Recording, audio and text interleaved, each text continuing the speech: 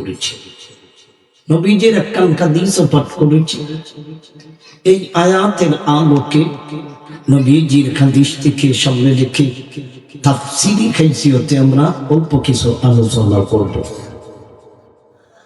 আপনারা জানেন আমার আলোচনা কোনো ধারাবাহিক, এবং যে আয়াত তিলাওয়াত করি আয়াতের ভিতরে থাকি, বাহিরে যাই না। আল্লাহ আমাদেরকে যে উদ্দেশ্যে আয়াত নাযিল করেছেন এই উদ্দেশ্যটা বোঝানোর চেষ্টা করি। আসুন আমরা আয়াতটাকে বোঝার জন্য তিনটি ভাগে ভাগ করি। পাট পাট করে আলোচনা করলে বুঝতে সুবিধা হয়, বুঝাইতে সুবিধা হয়। ওয়ামান আরাদা আন যিকরি,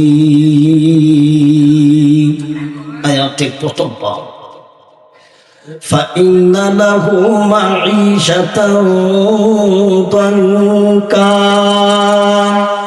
আয়াতের দ্বিতীয় ভাগ, وَنَحْشُرُهُ يَوْمَ الْقِيَامَةِ أَعْمَى, আয়াতের তৃতীয় ভাগ। আমরা এই আয়াতকে তিনটা ভাগে ভাগ করলাম। আয়াতের মধ্যে সর্বমোট বিষয়বস্তু হলো দুইটা। এই দুইটা বিষয়কে বোঝার জন্য ভাগ করছি তিন ভাগে। এক নাম্বার বিষয় হলো জিকির, দুই নাম্বার বিষয় হলো শাস্তি। শাস্তিটা আবার দুই ভাগে বিভক্ত।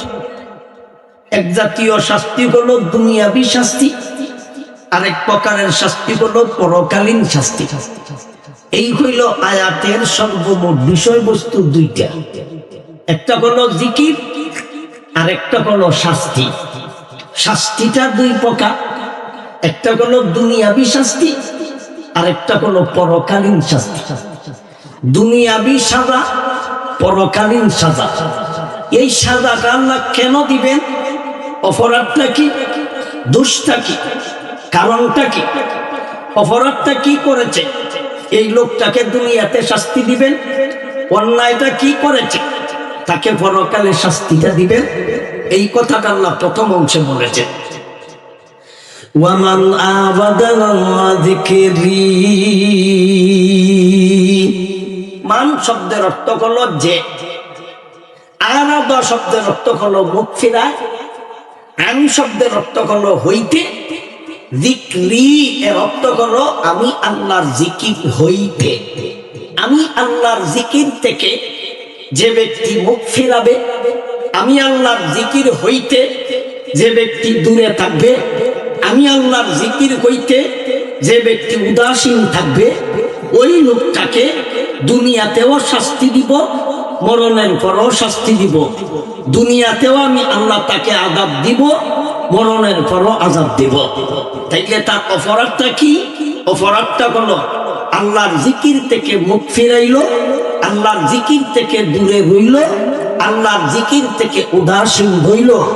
এই উদাসীন থাকার কারণে, আল্লাহর জিকির থেকে দূরে থাকার কারণে ওই লোকটাকে আল্লাহ দুনিয়াতেও শাস্তি দিবেন, মরণের পরও শাস্তি দিবেন। তাইলে এখন বোঝার ব্যাপার, ওই লোকটা কে? যেই লোকটাকে আল্লাহ শাস্তি দিবেন, আল্লাহ কিন্তু নাম বলেননি, আল্লাহ বলেছেন মান। আল্লাহ কি নাম কইছে না মান কইছে? মান কইছে। আল্লাহ কিন্তু নাম বলেনি অমুক ব্যক্তি, আল্লাহ কিন্তু নাম বলেনি অমুক বেটি, আল্লাহ কিন্তু নাম বলেননি অমুক বেডা। আল্লাহ বেডার কথাও বলেননি, বেটির কথাও বলেননি, নাম ধইরা আল্লাহ শব্দটা উল্লেখ করেছেন যে। আল্লাহ উল্লেখ করেছেন কি? যে। যে বলতে আমিও হতে পারি, আপনারা হতে পারেন, বেডাও হতে পারে, বেডিও হতে পারে, যুবক হতে পারে, যুবতী হতে পারে। মান দ্বারা আল্লাহ সর্বস্তরের মানুষকেই বুঝাইছে যে ওই এই ধরনের অপরাধ করবে, যে ওই এই ধরনের অন্যায় করবে, যে ওই এই ধরনের অপরাধ করবে, যে ওই এই ধরনের দুষ করবে, ওই লোকটাকে আমি দুনিয়াতেও শাস্তি দিব, মরণের পরও শাস্তি দিব। এই হইল মান দ্বারা যে ব্যক্তিকে বোঝানো হয়েছে। এখন আসুন আমরা একটা প্রশ্নের উত্তর দেই। প্রশ্নটা হইল, এই লোকটা কেন দূরে রইল? এই লোকটা কেন উদাসীন থাকবে? এই লোকটা কেন মুখ ফিরাবে, কারণটা কি? কোন কারণে লোকটা মুখ ফিরাবে, কোন কারণে লোকটা দূরে থাকবে, কোন কারণে আল্লাহর জিকির থেকে ওই লোকটা উদাসীন থাকবে, কারণটা কি? আরেকখান আয়াতে আমরা কারণ পাইছি, আল্লাহ আরেকখান আয়াতে কারণ উল্লেখ করেছেন কোন কারণে লোকটা মুখ ফিরাবে। সূরায়ে আলহাকুমুত তাকাসুর, যাকে আমরা সূরায়ে তাকাসুর বলি, এই সূরায়ে তাকাসুরের প্রথম আয়াতে আল্লাহ কারণ উল্লেখ করেছেন। আলহাকুমুত তাকাসুর হাত্তা যুরতুমুল মাকাবির। আল্লাহ বলেন আলহাকুমুত তাকাসুর, ওই লোকটারে মুখ ফিরালো তাকাসুরে, ওই লোকটা দূরে রইল তাকাসুরে, ওই লোকটা উদাসীন থাকলো তাকাসুরে, তাকাসুরে ওই লোকটারে মুখ ফিরাইয়া রাখলো, তাকাসুরে ওই লোকটারে জিকির থেকে দূরে রাখলো, তাকাসুরে ওই লোকটারে উদাসীন বানাইলো, তাকাসুরে ওই লোকটারে দূরে সরাইলো।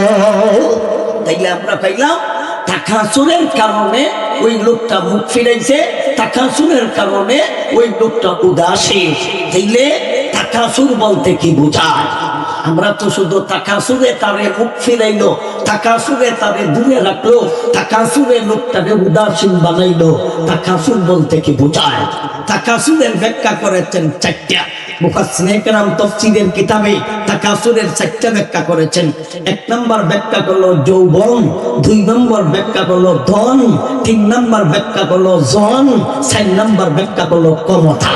তাইলে তাকাসুর অর্থ অধিক, তাকাসুর শব্দের অর্থ হলো বেশি। তাইলে যখন ওই ব্যক্তিটার বেশি হয়, এই বেশির কারণে লোকটা দূরে হয়, বেশি হওয়ার কারণে লোকটা উদাসীন। কি বেশি? এক নাম্বার যৌবন বেশি, দুই নাম্বার ধন বেশি, তিন নাম্বার জন বেশি, চার নাম্বার ক্ষমতা বেশি। এই চাইরটা যার কাছে বেশি পাওয়া যাবে, ওই লোকটাই আল্লাহর জিকির থেকে দূরে, ওই লোকটাই আল্লাহর জিকির থেকে মুখ ফেরায়। ওই লোকের বেলায় আল্লাহ পবিত্র কোরআনে সূরা তাকাসুরের প্রথম আয়াতে বলেছেন আলহাকুমুত তাকাসুর আলহাকুমুত তাকাসুর। তাকাসুরে ওই লোকটারে তাকাসুর বানাইলো, তাকাসুরে ওই লোকটারে উদাসীন বানাইলো, তাকাসুরে ওই লোকটারে মুখ ফিরাইলো, তাকাসুরে ওই লোকটারে দূরে সরাইলো। তাকাসুরে ওই লোকটাকে দূরে সরাইছে। যৌবনে কিভাবে দূরে সরাইলো আলোচনার সময় নাই, ধনে কিভাবে দূরে সরাইলো আলোচনার সময় নাই, জনে কিভাবে দূরে সরাইলো আলোচনার সময় নাই, ক্ষমতায় কিভাবে দূরে সরাইলো আলোচনার সময় নাই। শুধু আমি আপনাদেরকে বললাম এই চাইরটা জিনিস অতিরিক্ত, চাইরটা জিনিস যখন বেশি হয় তখন ওই লোকটা উদাসীন হয়। একটা উদাহরণ দেই, জনে কিভাবে মানুষকে দূরে রাখে। দলবরত দল গোসামি লাগে, মিটিং করণ লাগে, মিছিল করণ লাগে, যাইয়া তার সাথে পরামর্শ করণ লাগে। লন্ডন থাকা, আমেরিকা থাকা, কিবা তো দেশে আইসা, কিবা তো ওয়াটে যাইয়া, কিবা তো থানায় যাইয়া, কিবা তো ইউনিয়নে যাইয়া মানুষদেরকে ঠিক করতেই। আমার মসজিদের পাশে একবার একটা জনসভা হয়েছে, কোন দলের কইতাম না, জনসভা হয়েছে। এখন তো ভাই আজান দিছে, জনসভা তো আর চলবে না, মসজিদে তো যাইতেইব। কারণ এক নেতা একদিন কইছে ইলেকশন পর্যন্ত আপাতত নামাজ পড়ো, এক নেতায় কইছে ইলেকশন পর্যন্ত আপাতত নামাজ পড়ো, এরপরে নামাজ না পড়লে হইব। মানুষের যাতে বুঝে আমরা নামাজি। আমার মসজিদের পাশে যেহেতু একটা জনসভা হইছে, এখন মসজিদ আজান দিছে, এখন কি করতো নেতাকে তার দল গেছে গা মসজিদ গেছে। আমি ইমাম, নামাজ শেষে আমি যখন দোয়া মোনাজাতের পরে ফাঁসায় ফাঁসায় বাইরিতেছি পিছন পিছনে, এক নেতা আর এক নেতারে কয় তুই যে মসজিদ হইছস তুই তো অজু করছস। এক নেতা আর এক নেতারে কয় তুই যে মসজিদ হইছস নামাজ তুই তো অজু করছস না।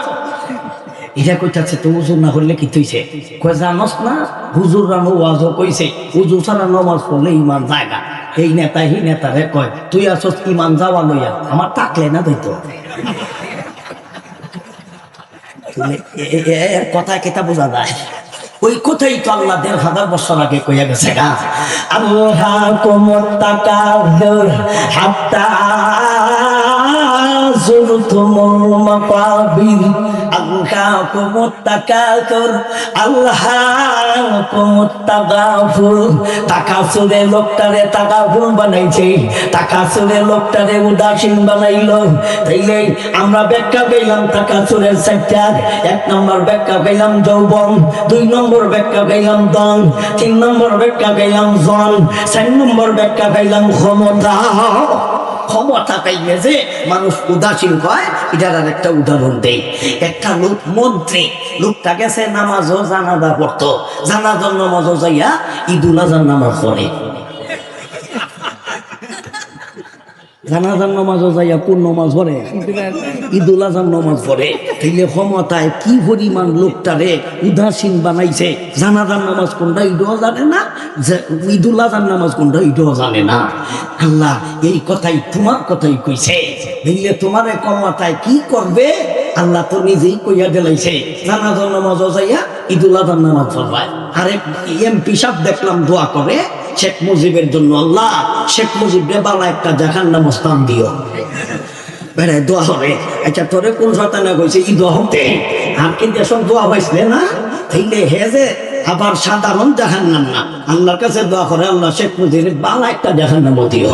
সাধারণ জাহান্নাম দিলে হইতো না, নেতা এটা কম বড় না, নেতা এটা জবরদস্ত, এর লাগি বালা একটা জাহান্নাম দিও। তাইলে এ জাহান্নামের দোয়া করে কেরে? এরে ক্ষমতায় এই পরিমাণ ব্যস্ত বানাইছে, ক্ষমতায় এই পরিমাণ উদাসীন বানাইছে, দুজক কোনটাইও কইতারে না, ব্যস্ত কোনটাইও কইতারে না। ঠিক না বেঠে? ওই কথাটাই আল্লাহ বলেন, ওয়ামান আরাদা আন যিকরি ফাইন্না লাহু মাঈশাতান দানকা ওয়া নাহশুরুহু ইয়াওমাল কিয়ামাতি আমা। আল্লাহ বলেন, যে ব্যক্তি আমি আল্লাহর জিকির থেকে মুখ ফিরাবে, যে ব্যক্তি আমি আল্লাহর জিকির থেকে দূরে থাকবে, যেই ব্যক্তি আমি আল্লাহর জিকির থেকে উদাসীন থাকবে, যেই ব্যক্তি আমি আল্লাহর জিকির থেকে গাফেল থাকবে, যেই ব্যক্তি আমি আল্লাহর জিকিরে সময় নাই, আমি আল্লাহর জিকিরে ঠেক নাই, আমি আল্লাহর জিকিরে অবসর নাই, আমি আল্লাহর জিকির থেকে লোকটা উদাসীন, আমি আল্লাহর জিকির থেকে লোকটা ব্যস্ত, আমি আল্লাহর জিকিরে ওই লোকটার টাইম নাই, ওই লোকটার সময় নাই, ওই লোকটার সুযোগ নাই, আমি ওই লোকটাকে দুনিয়াতেও আমি আল্লাহ শাস্তি প্রদান করিব, মরণের পরও আমি আল্লাহ তাকে কঠিন থেকে কঠিন শাস্তি প্রদান করিব। তাইলে আমরা প্রথম অংশে পাইলাম জিকির থেকে যেই ব্যক্তি দূরে থাকবে, ২ নম্বর অংশে পাইলাম দুনিয়াবী শাস্তি, শেষের অংশে পাইলাম আখিরাতের পরকালীন শাস্তি। তাইলে এখন আমরা বুঝার দরকার জিকির কাহাকে বলে, জিকির বলতে কি বোঝায়। এতক্ষণ আমরা এরাজের ব্যাখ্যা বুঝলাম, এতক্ষণ আমরা এরাজের আলোচনা করলাম। এখন আসুন জিকির কাহাকে বলে, জিকির বলতে কি বোঝায়। তাফসিরে মাযহাবিতে আল্লামা সানাউল্লাহ পানিপতি রাহমাতুল্লাহি আলাইহি এই জিকিরের কয়েকটা ব্যাখ্যা করেছেন। এর মধ্যে উল্লেখযোগ্য ব্যাখ্যা করলো 5টা। উল্লেখযোগ্য কয়টা? 5টা। জিকিরের 5টা ব্যাখ্যা করব। কয়টা? 5টা। শব্দ দেখা যায় শুধু জিকির, জিকির দ্বারা আল্লাহ যে কি বুঝাইলেন মুফাসসিরগণ তা উল্লেখ করেছেন। 1 নম্বর ব্যাখ্যা, ওয়ামান আরাদা আন যিকরি, যে ব্যক্তি আমার জিকির থেকে মুখ ফিরাবে, এর 1 নম্বর ব্যাখ্যা করলো আমার কোরআন থেকে মুখ ফিরাবে, আমার কোরআন থেকে দূরে থাকবে, আমার কোরআনের কাছে আসার টাইম নাই, আমার কোরআন থেকে উদাসীন থাকবে। জিকির দ্বারা কোরআন বোঝানো হয়েছে, তাই তিনি দলিল হিসাবে পেশ করেছেন। আল্লাহ এক আয়াতে বলেন, ইন্না নাহনু নাযালনা যিকরা ওয়া ইন্না লাহু লাহাফিজুন। আমি আল্লাহ জিকির অবতীর্ণ করলাম, এই জিকিরকে আমি নিজেই হেফাজত করিব। এই জিকির দ্বারা পবিত্র কোরআন বোঝানো হয়েছে। পৃথিবীর যত তাফসীর কারকগণ আছে সমস্ত তাফসীরের কিতাবে পাইবেন জিকির দ্বারা হলো কোরআন। ইন্না নাহনু নাযালনা যিকরা, এখানে যিকরা দ্বারা কোরআন বোঝানো হয়েছে। ওয়া মান আরাদা আন যিকরি, যে ব্যক্তি আমি আল্লাহর জিকির থেকে দূরে থাকবে, এর মর্ম হলো আমি আল্লাহর কোরআন থেকে উদাসীন থাকবে, আমি আল্লাহর কোরআন থেকে দূরে থাকবে। যেই ব্যক্তি আমি আল্লাহর কোরআন থেকে দূরে থাকবে, যেই ব্যক্তি আমি আল্লাহর কোরআন থেকে মুখ ফেরাবে, আমি ওই লোকটাকে দুনিয়াতে এমনিই ছাড়ব না, আমি দুনিয়াতেও তার শাস্তি দিব, মরণের পরও শাস্তি দিব। এই কথাটাই আল্লাহ মধ্যাংশে এবং শেষের অংশে বলেছেন, ফাইন্না লাহু মাঈশাতান দানকা ওয়া নাহশুরুহু ইয়াওমাল কিয়ামাতি আমা। যেই ব্যক্তি আমার জিকির থেকে দূরে থাকবে, এর এক নম্বর ব্যাখ্যা হলো আমি আল্লাহর পবিত্র কোরআন থেকে দূরে থাকবে। কেন কোরআন থেকে দূরে রইল?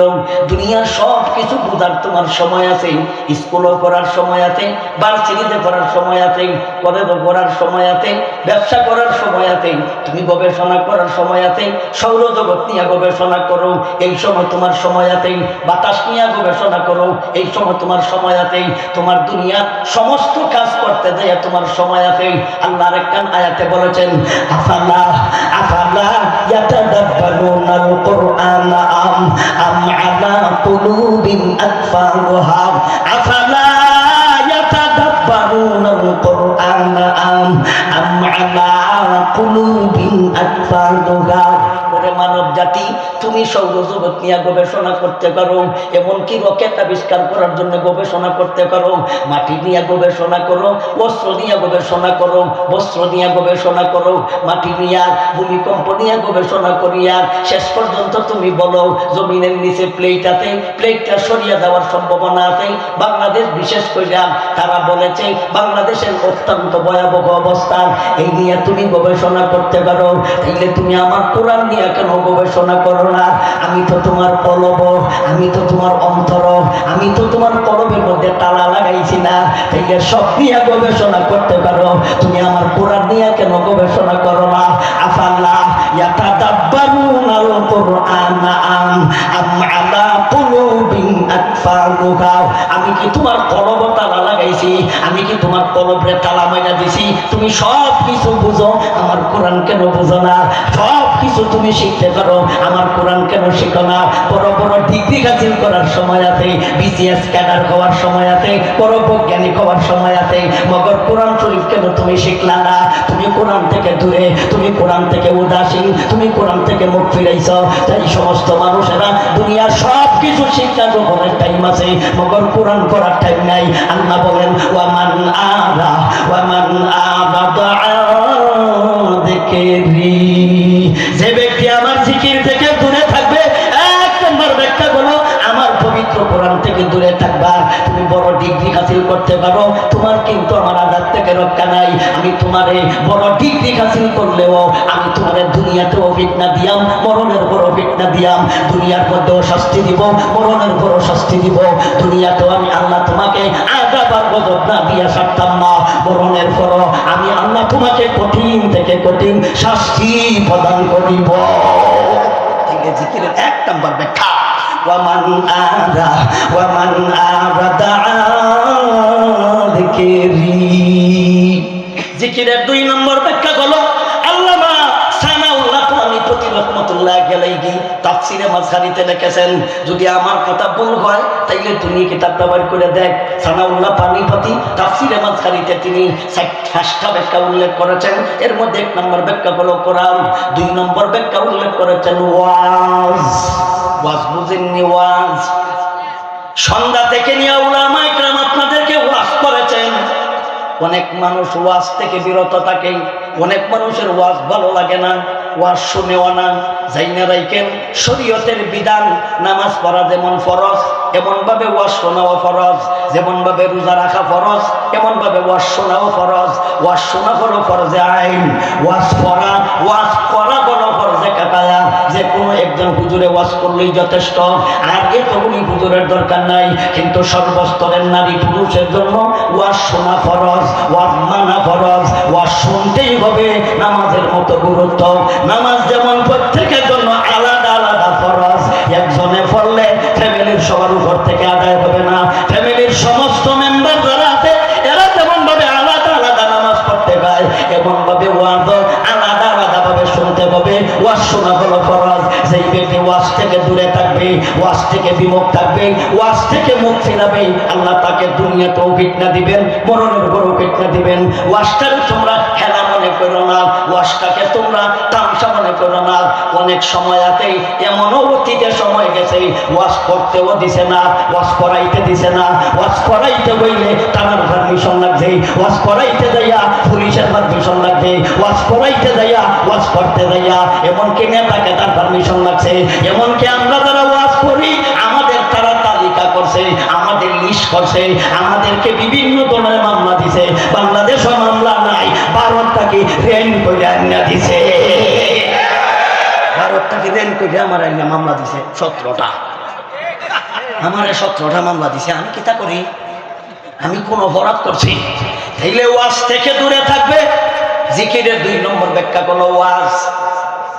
জিকির দ্বারা যে ওয়াজ বোঝানো হয়েছে, আল্লাহর এক আয়াতে বলেছেন ফাযাক্কির ফাযাক্কির ইন্নামা আনতা মুযাক্কির লাস্তা আলাইহিম বিমুসাইয়ির ইল্লা মান তাওয়াল্লা ওয়া কাফার ফায়ুযিবুহুল্লাহু আযাবাল আকবার ইন্না ইলাইনা ইয়াবাহুম সুম্মা ইন্না আলাইনা হিসাবাহুম।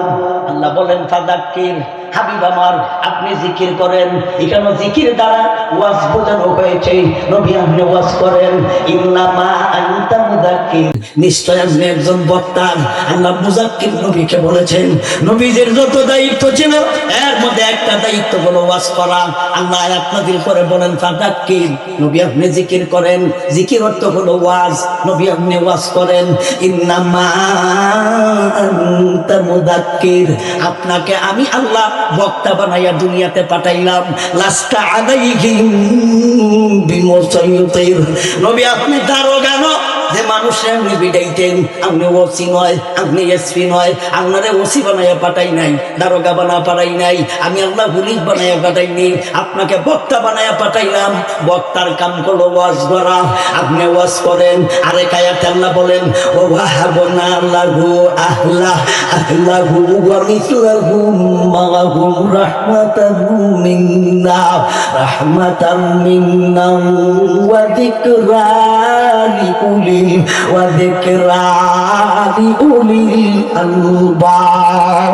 আল্লাহ বলেন ওয়া ওয়াহাবনা লাহু আহলাহু ওয়া মিসলাহুম মাআহুম রাহমাতাম মিন্না ওয়া যিকরা লিউলিল আলবাব। এখানে যিকরা দ্বারা ওয়াজ বোঝানো হয়েছে। যত তাফসীরের কিতাব গাটাগাটি করবেন দেখবেন যিকরা দ্বারা উপদেশ বোঝানো হয়েছে, যিকরা দ্বারা ওয়াজ বোঝানো হয়েছে, যিকরা দ্বারা নসিহত বোঝানো হয়েছে। সুতরাং জিকিরের 2 নম্বর ব্যাখ্যা হলো ওয়াজ, জিকিরের 2 নম্বর ব্যাখ্যা নসিহত, জিকিরের 2 নম্বর ব্যাখ্যা হলো উপদেশ। তাইলে অর্থ কি হবে? ওয়ামান আরাদা আনিল কুরআন কেন 1 নম্বর ব্যাখ্যা। 2 নম্বর ব্যাখ্যা হলো ওয়ামান আরাদা আনিল মাউযিযাতি ওয়ামান আরাদা আনিল মাউযিযাতি, যেই ব্যক্তি আমি আল্লাহর ওয়াজ থেকে মুখ ফিরাবে, যেই ব্যক্তি আমি আল্লাহর ওয়াজ থেকে দূরে থাকবে, ওই লোকটাকেই আমি আল্লাহ দুনিয়াতেও শাস্তি প্রদান করিব, করণের পরেও আমি আল্লাহ কঠিন থেকে কঠিন শাস্তি প্রদান করিব। থেকে জিকিরের 2 নম্বর ব্যাখ্যা পাইলাম ওয়াজ। জিকিরের 3 নম্বর ব্যাখ্যা প্রথমে সময় আছে বেল কাবা, আরো কিছু সব জায়গা আছে না। ওয়ামান আরাদা আন যিকরি, জিকিরের 3 নম্বর ব্যাখ্যা হলো শরীয়ত। জিকিরের 3 নম্বর ব্যাখ্যা হলো শরীয়তের বিধিবিধান। শরীয়ত দাতা বলেন আল্লাহ, ফতোয়া দেওয়ার মালিক আল্লাহ। ফতোয়া কিন্তু হুজুররা দেয় না, ফতোয়া কোনো মুফতি সাহেব দেয় না, ফতোয়া কোনো ইমাম সাহেব দেয় না, ফতোয়া কোনো উলামা ইকরাম দেয় না, ফতোয়া উজির করে দেয় না, ফতোয়া ইমাম সাহেব দেয় না, ফতোয়া মুয়াজ্জিন সাহেব দেয় না, ফতোয়া দেন আল্লাহ। এক আয়াত আল্লাহ নিজেই বলেছেন, নবী আপনি মক্কার বেঈমান কাফিরদেরকে বলে দিন, কিয়ামত পর্যন্ত যারা আগমন করবে তাদেরকে বলে দিন, কুলিল্লাহু ইফতিকুম, আমি আল্লাহ তোমাদেরকে ফতোয়া দেই। ফতোয়া কোনো হুজুর দেয় না। নামাজ পড়া ফরজ, ফতোয়া আল্লাহ দিয়েছে। রোজা রাখা ফরজ, ফতোয়াটা আল্লাহ দিয়েছে। সুদ খাওয়ান হারাম, ফতোয়াটা আল্লাহ দিয়েছে। ঘুষ খাওয়ান হারাম, ফতোয়া আল্লাহ দিয়েছে।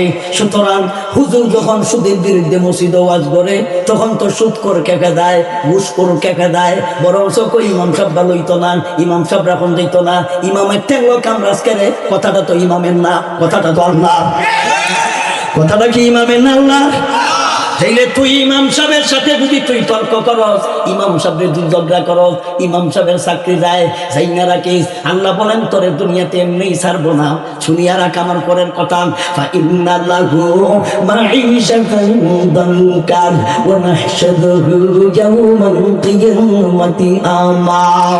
আমি আল্লাহ তোকে দুনিয়াতে না বিদাইয়া ছাড়ছি না, দুনিয়াতে আমি তোরে না বাইদাইয়া ছাড়ছি না, দুনিয়াতে আমি তোরে না কান্দাইয়া ছাড়ছি না, দুনিয়াতে আমি তোরে বিদায়াম, মরণের উপরও বিদায়াম, দুনিয়াতেও শাস্তি দিয়াম, মরণের উপরও শাস্তি দিয়াম, দুনিয়াতেও মার দিয়াম, মরণের পরে আমি ডাবল মার দিয়াম। এই হলো আল্লাহ। জিকির দ্বারা 2 নম্বর ব্যাখ্যা করলো ওয়াজ, জিকির দ্বারা 3 নম্বর ব্যাখ্যা করলো শরীয়তের বিধিবিধান। অর্থ কি হবে? ওয়ামান আরাদা যিকরি ওয়ামান আরাদা আনিশ শরীয়তি ওয়ামান আরাদা আনিশ শরীয়তি। যেই ব্যক্তি আমি আল্লাহর শরীয়ত থেকে মুখ ফিরাবে, আমি আল্লাহর শরীয়ত থেকে দূরে থাকবে, আমি আল্লাহর শরীয়ত থেকে উদাসীন থাকবে। এমনকি বাংলাদেশও একজন উল্লেখযোগ্য একজন মাতাওয়ালা, তিনি স্পষ্টভাবে ক্যামেরায় বলে দিয়েছে, স্পষ্টভাবে মিডিয়ার সামনে বলে দিয়েছে, আমরা শরীয়তে বিশ্বাসী নই, আমরা শরীয়ত বিশ্বাস করি না। স্পষ্টভাবে তিনি বলে দিয়েছে।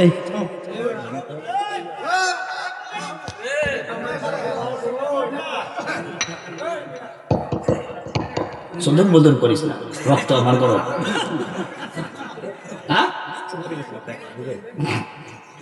আমার একটু মনে আছে।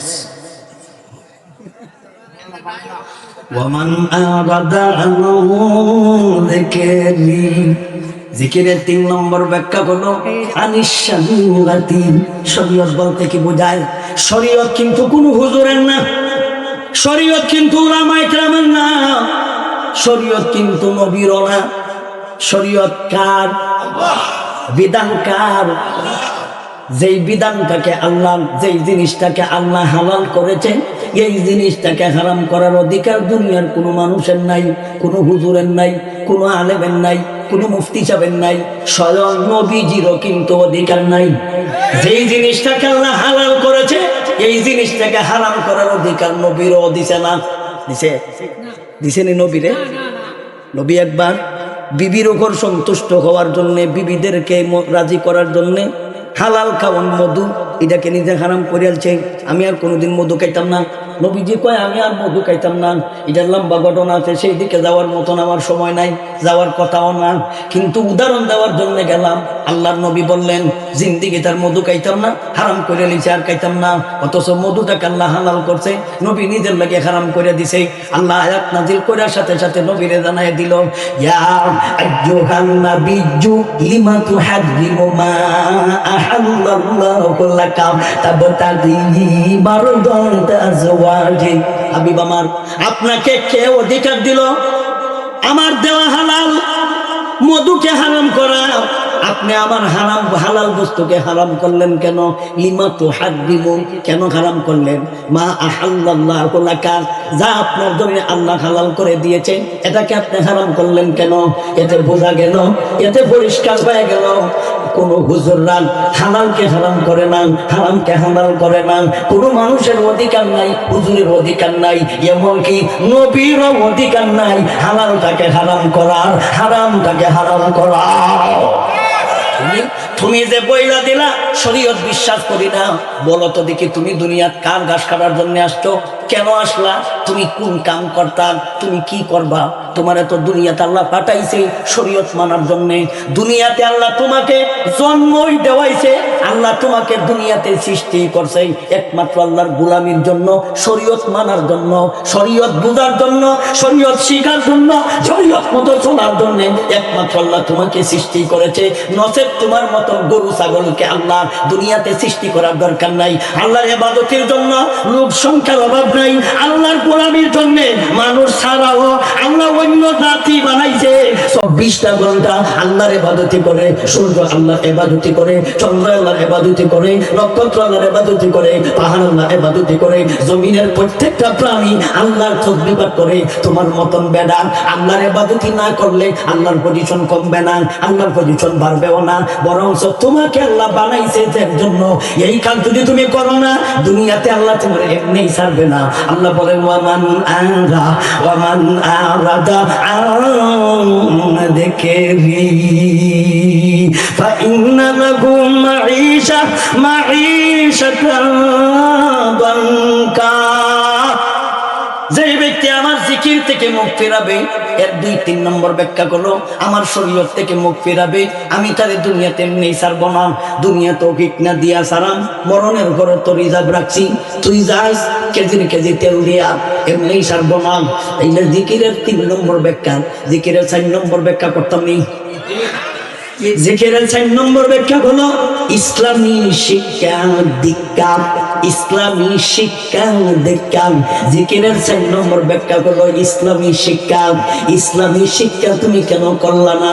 স্কুলও পড়লা, কলেজও পড়লা, ভার্সিটি পড়লা, ইংলিশ পড়ার সময় আছে, সমাজ পড়ার সময় আছে, বিজ্ঞান পড়ার সময় আছে, কঠিন কঠিন সাবজেক্ট, এইগুলি তোমার বোঝার মতন টাইম আছে। মগর তোমার বাড়ির পাশে মক্তব আছে, মগর বাড়ির পাশে কোরআনের মাদ্রাসা আছে, এই জায়গাতে যাওয়ার তোমার টাইম নাই। তোমার ছেলেকে এই জায়গাতে ভর্তি করার টাইম নাই। তোমার মেয়েকে মাদ্রাসা পড়ার মতন পড়ানির মতন সময় তোমার কাছে নাই। তোমারও এমনি ছাড়তাম না, তুমি অভিভাবক, তুমি রেডি থাকো। তোমারও দুনিয়া ফিটনা দিয়া, মরণের পর তো আমি রিজার্ভ রাখলাম ফিটনা দেওয়ার জন্য। তোমাকে আমি আল্লাহ এমনি ছাড়বো না। তাই জিকিরের 4 নম্বর ব্যাখ্যা করলো ইসলামী শিক্ষা দীক্ষা। আল্লাহ আরেকখান আয়াতে বলেন ফালাউলা কান্না ফাররা মিন কুল্লি ফিরকাতিন মিনহুম তাইফাতুন লিয়াতাফাক্কাহু ফিদ্দীন। আল্লাহ বলেন তুমি কেন বের হইলে না? তোমরা কেন ঘর থেকে বের হইলে না? তাফাক্কুহু ফিদ্দীন হাসিল করার জন্য, দিন বোঝার জন্য, দিন শেখার জন্য তুমি কেন বের হইলা না? আমেরিকা যাওয়ার টাইম পাইলা, মগর কোরআন বোঝার টাইম পাইলা না। লন্ডন, আমেরিকা, চীন, জাপান যাওয়ার মতন টাইম পাইলা, কলেজও পড়ার টাইম পাইলা, ভার্সিটি পড়ার টাইম পাইলা, স্কুলও পড়ার টাইম পাইলা, মগর কোরআন পড়ার টাইম পাইলা না কেন? মগর ইসলামী শিক্ষা গ্রহণের টাইম পাইলা না কেন? আল্লাহ বলেন তুমি কি মনে করো তোমার এমনি চাইলা দিয়াম? জি না। ফাইন্না লাহু মাঈশাতান দানকা ওয়া নাহশুরুহু ইয়াওমাল কিয়ামাতি আমা। আমি দুনিয়াতেও তাকে শাস্তি দিবাম, মরণের পরও শাস্তি দিয়াম। দুনিয়াতেও ফিটনা দিয়াম, মরণের পরও ফিটনা দিয়াম। দুনিয়াতেও শাস্তি দিয়াম, মরণের পরও শাস্তি দিব। জিকিরের 4 নম্বর ব্যাখ্যা করলো ইসলামী শিক্ষা দীক্ষা। এর সার্বভৌম কথা হলো মাদ্রাসার পড়া। তুমি মাদ্রাসা পড়লা না কেন? কার গাছ কাছো? কার গাছ কাছো? কিতা করছো কো? কেন আইছে? পড়লা না কেন? পড়লা না কেন? বরঞ্চ যারা পড়ে তারারে তুমি আর নমস্কারই করো, কিরিজাত করো, লিল্লা খাওয়ার দল কও, খয়রাতের দল কও, আরো মস্কারি করো, কিরিজাত করো। আরো তুমি মস্কারি করিয়া কিরিজাত করিয়া। একদিন আমি গেছি দোকান ওখান কিনে খেতাম, দোকানদার আমারে মাফ করো, আমি মাফ কিতা করতাম, এখানে মাফের কি আছে? আমি টেহা দিমু তুই ভান দিতে, এখানে মাফের কি আছে? আমার কহ আমি মনে করছি কালেকশন আছে। চিন্তা করছো কারবান? মাদ্রাসার ছাত্ররা যদি আপনাদের কাছে সভা সমিতির জন্য যায়, মাদ্রাসার জন্য যায়, থেকে তুমি কইবা মাফ করো, যেমন আমারে কইছে। অথচ যে বারে মাফ করার কথা কইছে, একদিনের বেতন দিয়ে তার দোকান সহ কিনতে পারান। এক রাইতে টেকা দিয়ে তার দোকান সহ কিনানবো এইবার মাফ করো। আমি তো বুঝছি না কেন লাগে মাফ করার কথা কয়। তখন আমি বুঝলাম তার ধারণা মোল্লা দেখলেই মনে করে কালেকশন হয়েছে। এটা কইলাম না, মৌলবী দেখলেই মনে করে সান্নাতুল হইছে। আল্লাহ সেই কথাটাই বলেন, ওয়ামান আরাদা আন যিকরি ফাইন্না লাহু মাঈশাতান দানকা ওয়া নাহশুরুহু ইয়াওমাল কিয়ামাতি আমা। আল্লাহ বলেন যারা আমার জিকির থেকে মুখ ফিরাবে, 4 নম্বর ব্যাখ্যা হলো মাদ্রাসার পড়া থেকে মুখ ফিরাবে, মাদ্রাসা পড়বে না, মাদ্রাসা শিখবে না, মাদ্রাসার পড়া পড়বে না, ইসলামী শিক্ষা শিখবে না। অথচ হাদিস শরীফে আল্লাহর নবীজি বলেন তলাবুল ইলমি ফারিদাতুন আলা কুল্লি মুসলিম, প্রত্যেক নারী পুরুষের জন্য ইলমে দ্বীন শিক্ষা গ্রহণ করা ফরজ। নামাজ যেমন ফরজ, নামাজের নিয়ম শিক্ষা গ্রহণ করা ফরজ। রোজা যেমন ফরজ, রোজা রাখার নিয়ম শিক্ষা গ্রহণ করা ফরজ। তাইলে তুমি ফরজ লঙ্ঘন করলা, নামাজ পড়লা, জানলা না ফরজ লঙ্ঘন করলা, যাই না রাখো তুমি নামাজ পড়াও জাহান্নামী। আল্লাহ তো আরেকটা আয়াতে নিজেই বলেছেন ফাওয়াইদুল লিল মুসাল্লিন, ওয়াইল নামক জাহান্নামে মুসল্লিরা যাইব। বেনমাজির কথা কইছে না, নমাজি কোন মুসল্লি কি বেনমাজি রে কয় না, নমাজি রে। আল্লাহ সূরা মাউনও কেটা কইছে, মাউনও কইছে ফাওয়াইলুল লিল মুসাল্লিন, মুসল্লিরা যাইব জাহান্নাম। যারা নামাজ পড়ে না এরা কইব বুঝে লাগে তুই করি না, মেঘনা দিন করে একটা আয়াত কইছ এই দরই তুই করি না। নামাজ হইতে যদি তুই কথা লাগে তো না করাই বাবা। আল্লাহ তো নিজেই কইছে ফাওয়াইলুল লিল মুসাল্লিন আল্লাযীনা হুম ইউরাউন ওয়া ইয়ামনাউনাল মাউন। ওয়াইল নামক জাহান্নামে যাইব মুসল্লি। কেন মুসল্লিরা জাহান্নামে যাইতো? আল্লাহর নবী যে কান হাদিস ইরশাদ ফরমান, এই হাদিসটার ব্যাখ্যা আমি আপনাদেরকে বলি। মিনাশরাতি সাআবা, হাদিসটা কিয়ামতের আলামতের মধ্যে থেকে একটা হাদিস। নবীজি নিজেই বলেছেন আইয়াতাদাফাকা আহলুল মসজিদি লা ইয়াজিদুনা ইমামান লা ইয়াজিদুনা ইমামান ইউসাল্লি বিহি। আল্লাহর নবীজি বলেছেন আইয়াতাদাফা আহলুল মসজিদি লা ইয়াজিদুনা ইমামান লা ইয়াজিদুনা ইমামান ইউসাল্লি বিহি। এমন একটা যুগ আসবে রে, এই যুগের মুসল্লিরা নামাজ পড়ানো ইমাম সাহেব খুঁজে পাবে না। এমন একটা যুগ আসবে, নবীজি বলেছেন প্রত্যেক মুসল্লি বলবে আমি পারতাম না তুমি করা, আমি পারতাম না তুমি করা, আমি পারতাম না তুমি করা।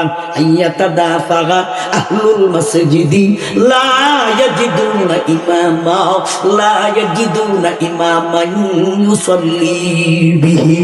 তাদের নামাজ পড়ানোর মতো কোনো ইমাম পাওয়া যাবে না। নবীজি বলেছেন প্রত্যেকটা মুসল্লি কইব তুমি করা, আমি পারতাম না তুমি করা, আমি পারতাম না তুমি করা, আমি পারতাম না। কেন এই কথা বলবে? বর্তমান যুগের কথাই নবী ১৫০০ বছর আগে বলে গেছে। সুতরাং তুমি ২০ বছর ধরে ইমামের পিছনে নামাজ পড়ো, দুঃখের বিষয় গাদা তুমি এখন পর্যন্ত সূরাতুল ফাতিহাটা শুদ্ধ করতে পারলা না। ইমাম সাহেব কোন জায়গায় গুণনা করে তাও বুঝলা না, ইমাম সাহেব কোন জায়গায় লম্বা করে তাও বুঝলা না, কোন জায়গায় খাটো করে তাও বুঝলা না, কোন জায়গায় ওয়াক্ফ করে তাও বুঝলা না, কোন জায়গায় থামে শ্বাস ছাড়ে তাও বুঝলা না। ২০টা বছর ধরে তুমি ইমামের পিছনে নামাজ পড়ো, এমনি তো তুমি সূরা ফাতিহা তুমি সহি শুদ্ধভাবে পড়ার কথা, সহি শুদ্ধভাবে জানার কথা, আলাদা তো পড়ার দরকার নাই। ৪০ বছর ধরে ইমামের পিছনে নামাজ পড়ো। দুর্ঘটনা যদি ইমাম সাহেব আসে না একদিন, তখন তো ওই মুসল্লিরা খালি ভাষায় দিয়ে তাকায়, দরজায় দিয়ে তাকায়, গেইটে দিয়ে তাকায়, ইমাম সাহেব কই, ইমাম সাহেব কই। কেন লাগে তোর অসুবিধা হইতে পারে, ইমাম সাহেব কি মানুষ না, ওনারও তো অসুবিধা হইতে পারে।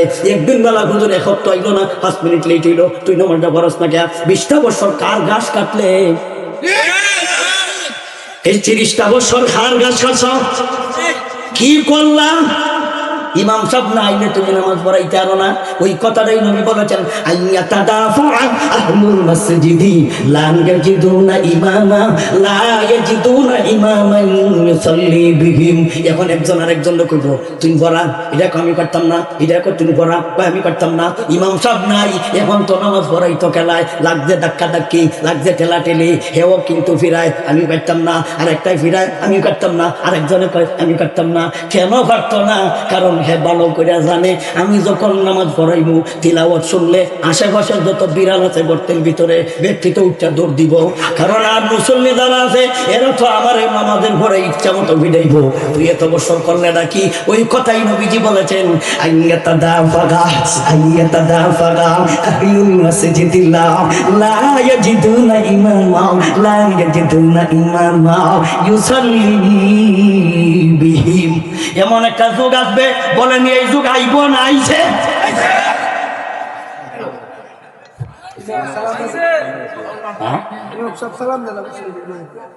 ইমাম সাহেব সালাম দিছে না দেখে ইমামতি গেছে গা। চিন্তা করছো কারবার কোন জগত বাস করি? সালাম কি তোর বাহে মৌরসি সত্তরে গাদার ঘরের গাদা? এই তুই কি সালাম পাইতে? এই গাদার ঘরের গাদা, সালাম কি তুই পাইতে? সালাম তো শরীয়তে ফাওনা নয়, উত্তর ফাওনা, রদ্দুস সালাম। হাদিস বুড়ার ডিম বুচ্চতনি। সালাম দেওয়া কি ওয়াজিব না উত্তর? ইমাম সাহেবরে সালাম দিস, উত্তর না দিলে এমনি তুই চাকরি খাইতে। এই গাধার বাচ্চা, সালাম দেওয়া জরুরি নয়, উত্তর দেওয়া জরুরি। রদ্দুস সালাম, রদ্দুন কামানা কিয়া হয়, উত্তর দেওয়া। ইমাম সাহেব সালাম দিছে না, এই সালাম কি তুই খাইতে? তোর বাহের মৌরসি সত্য সালাম, তোর কি ভাবনা? এই তোর মার কাবিনের সালাম, এই তুই কি কাবিনের সালাম বইতে? দাহাইতে দাহাই কাবিন না তোর মা হইতো, তোর বাহের কাছে। ইমাম সাহেবের কাছে কি কাবিনের টেহা হইতে? সালাম কি তোর মার কাবিনের টেহা? উত্তর ভাবনা, সালাম ভাবনা না উত্তর ভাবনা? উত্তর ভাবনা, এটা জানা রেখো। বুঝস না গোড়ার দিন জানাজার নামাজ যায়, এই দুলাদার নামাজ ধরো। বুঝস না গোড়ার দিন জান্নাতের দোয়া না করে জাহান্নামের দোয়া করো।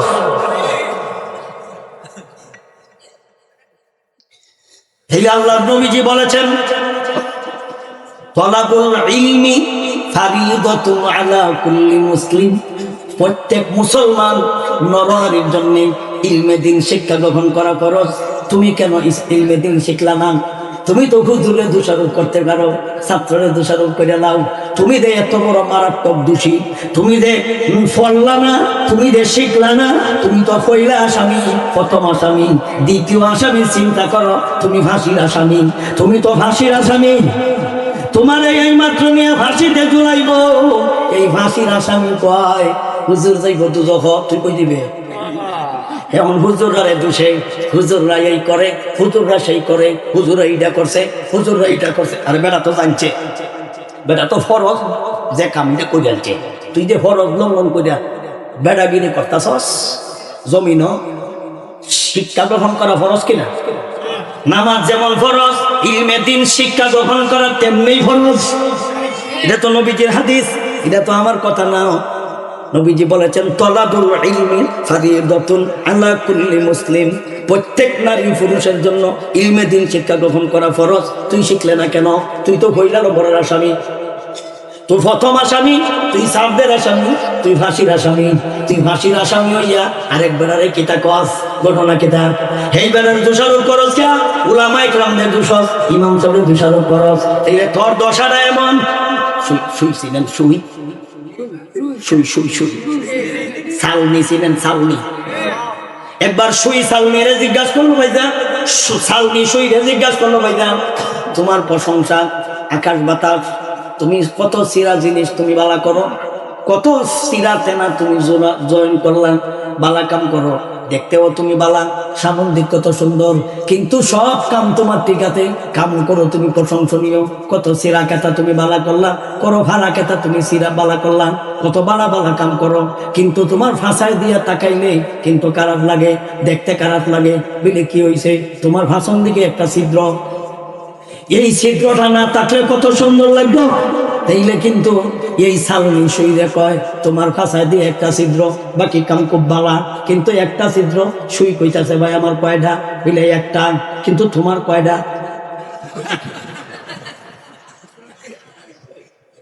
সালনির কয়টা? একটা, অগণিত। অগণিত ছিদ্র।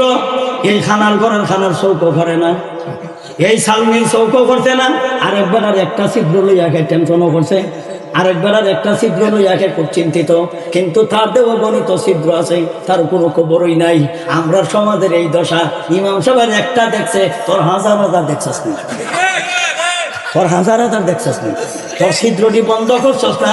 এই কারণে হক্কানি আলিম ওলামা দিয়া দোয়া করাইলে দোয়া কবুল হয় না। ছিদ্র দেওয়া জায়গা, ছিদ্র বন্ধ করিস, দোয়া করাইলে মুয়াজ্জিন দিয়ে দোয়া করাইবে, ছাত্র দিয়ে দোয়া করাইলে দোয়া ডাইরেক্ট কবুল হবে। শর্ত হলো তোর ব্যক্তি ছিদ্র বন্ধ করে রাখিস। তোর এমনি সুদের ছিদ্র, এমনি ঘুষের ছিদ্র, এমনি দাড়ি কামানি ছিদ্র, এমনি দাঁড়াই তার ছিদ্র,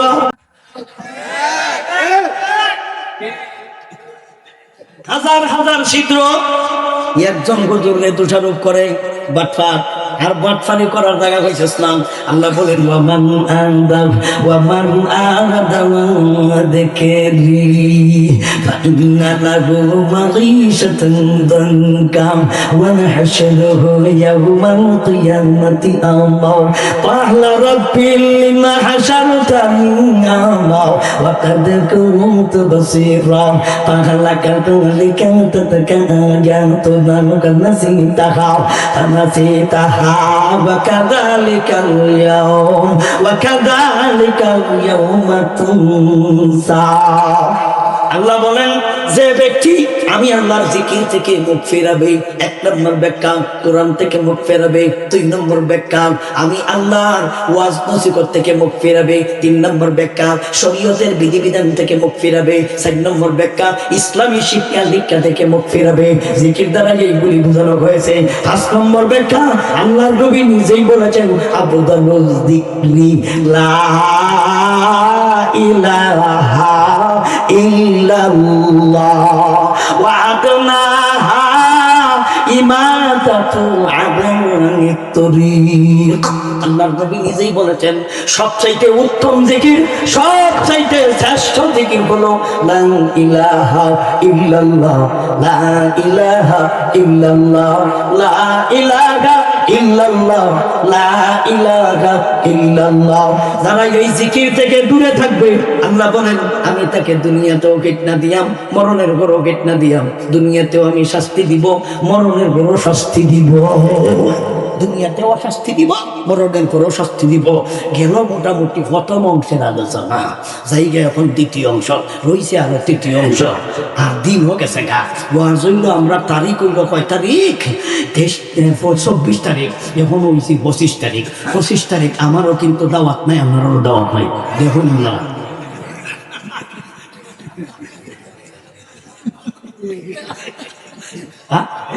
25 তারিখ তো কোনো দাওয়াত নাই, 25 তারিখ দাওয়াত নাই, আমারও দাওয়াত নাই। ঘোষটারও দেখুন লেখা আছে কয় তারিখ, 24 তারিখ, আর এখন চলিতেছে 25 তারিখ।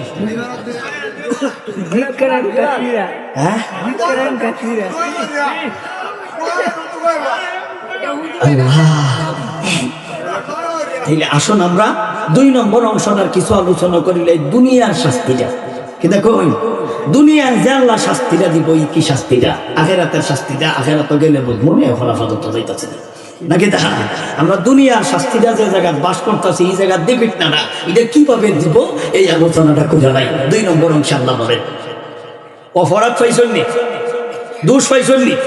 এতক্ষণে আমরা দোষ পাইলাম, দোষী পাইলাম, এখন এই দোষীর শাস্তিটা দুনিয়ার জগতের শাস্তিটা কি আল্লাহ মধ্যে অংশ বলেন ফাইন্না লাহু মাঈশাতান দানকা। আখিরাতের শাস্তি আল্লাহ শেষের অংশে বলেন ওয়া নাহশুরুহু ইয়াওমাল কিয়ামাতি আমা। দুনিয়ার শাস্তিটা আল্লাহ বলেন ফাইন্না লাহু নিশ্চয় তাকে মাঈশাতান জীবন, দানকা শব্দের অর্থ হলো সংকীর্ণ। মানে শব্দে শব্দে কইলাম, এরপরেও যদি বুঝে না আমার আর ভাষা জানা নাই। ফাইন্না লাহু অবশ্যই নিশ্চয়, নিশ্চয় তাকে, কাকে, হেকে, কাকে, মানকে, কাকে, মানকে, মানকে বুঝছো তো, হ্যাঁ মানকে, মানকে বুঝছো তো, এই হ্যাঁ হেরা, হ্যাঁ হ্যাঁ হেরা, হ্যাঁ হেরা, হেরা রে, হেরা বলতে কারা পর্যন্ত এই চারটা পাঁচটা জিনিস থেকে যারা মুখ ফিরেছে এরারে আল্লাহ বলেন, তাকে আল্লাহ বলেন ইন্না লাহু মাঈশাতান শব্দের অর্থ হলো জীবন যাপন করা, দঙ্কা শব্দের অর্থ হলো সংকীর্ণ করা। আল্লাহ বলেন তার দুনিয়ার জীবনটাকে আমি আল্লাহ সংকীর্ণ করে দিব, দুনিয়ার জীবনটাকে আমি আল্লাহ খাটো করে দিব, দুনিয়ার জীবনটাকে আমি আল্লাহ ছোট করে দিব। এটা হলো দুনিয়াবি শাস্তি। বাংলাদেশটা প্রশস্ত, তার জন্য সংকীর্ণ, জেলাটা প্রশস্ত, তার জন্য সংকীর্ণ, থানাটা প্রশস্ত, তার জন্য সংকীর্ণ, এমনকি ইউনিয়নটা প্রশস্ত, তার জন্য সংকীর্ণ, ওয়ার্ডটা প্রশস্ত, তার জন্য সংকীর্ণ, গ্রামটা প্রশস্ত, তার জীবনটাকে আমি আল্লাহ সংকীর্ণ করে দিব। ওয়াদাআকাত আলাইহিমুল আরদু বিমা রাহুবাত, ওয়াদাআকাত আলাইহিমুল আরদু বিমা রাহুবাত। জমিন প্রশস্ত, এদের জন্য তাদের জীবনটা সংকীর্ণ। তাই আমি আল্লাহ ওই লোকটার জীবনটাকে আমি আল্লাহ সংকীর্ণ করে দিব। সংকীর্ণ বলতে কি বোঝায়? খাটো করে দিব। খাটো বলতে কি বোঝায়? ছোট করে দিব। ছোট বলতে কি বোঝায়? আমি তার জীবনটাকে আমি আল্লাহ এমন ভাবে অতিষ্ঠ করে দিব, এমন ভাবে নাশ বিনাশ করে দিব। আমরা গ্রাম্য ভাষায় কয় জীবনটাকে আমি আল্লাহ টানা টানা করে দিব, জীবনটা তেনা তেনা করে দিব। তাহলে দঙ্কা আরবি ভাষা, বাংলা ভাষায় সংকীর্ণতা, আমরা গ্রাম্য ভাষায় তেনা তেনা। গ্রাম্য ভাষা কি তা? তেনা তেনা। জীবন তেনা তেনা, জীবন তেনা তেনা, জীবনটারে তেনা তেনা করে দিয়াম। দিল গ্রাম্য ভাষা। বাংলা ভাষা হলো সংকীর্ণ, আরবি ভাষা হলো দঙ্কা, আরবি ভাষায় দঙ্কা, বাংলা ভাষায় হলো সংকীর্ণ, গ্রাম্য ভাষা কোন? জীবন তেনা তেনা, জীবন তেনা তেনা। আমরা বলুন ইন্না লাহু মাঈশাতান দঙ্কা, আমি তার জীবনটাকে আমি আল্লাহ একেবারে সংকীর্ণ করে দিব, জীবনটারে তেনা তেনা করে দিব, জীবনটাকে তেজপাতা বানায় দিব।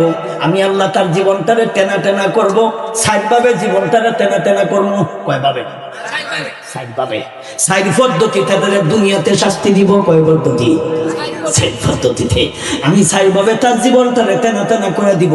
আরে সূরা আনআম ৭ নম্বর ভাগ আয়াত নম্বর ৬৫, এই আয়াতের ব্যাখ্যা এই আয়াত দ্বারা করি। আল্লাহ নিজেই কইছে এটা সবিস্তারে কেমনে কেমনে পিটাইব আল্লাহ তরিকা কইছে, কেমনে কেমনে ধরব পদ্ধতি কইছে, কেমনে কেমনে আল্লাহ ফিতনা দিব এই আয়াত আল্লাহ ধরার পদ্ধতি কইছে। এই আয়াত কইছে আল্লাহ জীবন তেনা তেনা করে দিব। এই আয়াত আল্লাহ কইয়া দিছে কেমনে কেমনে তেনা তেনা করব, কেমনে কেমনে তেনা তেনা করব এই আয়াত কইছে। এই আয়াত কোন আয়াত? সূরা আনআম কত নম্বর পারা? ৭ নম্বর পারা, আয়াত নম্বর কত? ৬৫। ৬৫ কথা ৬৫ বের কর। قل هو القادر على أن يبعث عليكم عذابا من فوقكم أو من تحت أرجلكم أو يلبسكم شيعا ويذيق بعضكم بأس بعض انظر كيف نصرف الآيات لعلهم يفقهون।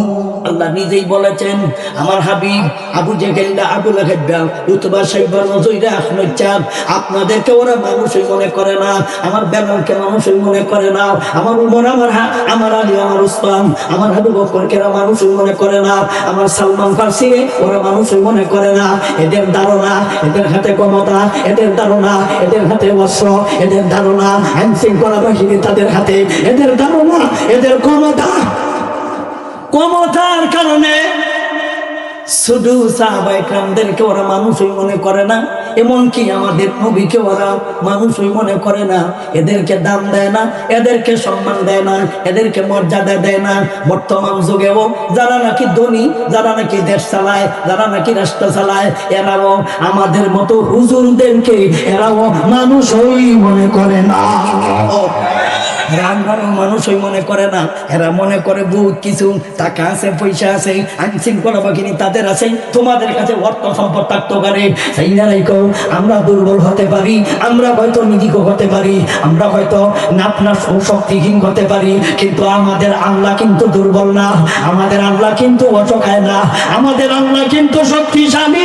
আল্লাহ সেই কথাটাই বলেন নবীজি গো, আবু লাহাব বাবু থেকে রূপ বাসাই গণতই রাখলে চা উনি দিনে মুগিরে উঠাইবা, এরা কোনো বড় বড় লিডার, এরা বড় বড় নেতা, এই নেতাদেরকে বলে দাও আপনাদের কাছে ক্ষমতা, তোমরা কি মনে করো আমার আল্লাহও কিন্তু দুর্বল, আমরা দুর্বল হতে পারি, আমার আল্লাহ কিন্তু দুর্বল না। আল্লাহ সেই কথাটাই বুঝাইতে চায়, বল হুয়াল কাদিরু আলা